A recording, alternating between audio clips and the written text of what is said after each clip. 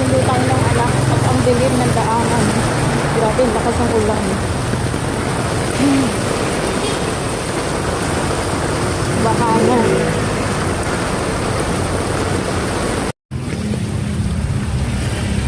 Wala na, hindi na gumagalaw yung mga sasakyan. Sobrang traffic na dito. Ayan. My God, hindi na gumagalaw. Ayan. Oh, dapat hindi na sila nagpapasok. So, baka paano natin susunduin yung mga anak natin, oh. Yung ilog at taas, hindi pwedeng tumawid ang tao, malakas ang karer. Ano ba naman yun? Dapat kagabi pa sila.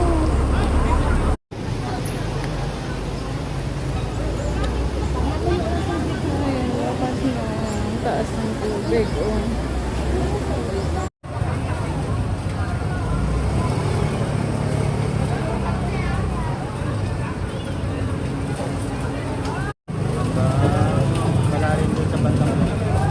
Tumirik na si So. Hindi na umaandar yung sasakyan. Tumawid na sila para masundo yung bata, mga bata.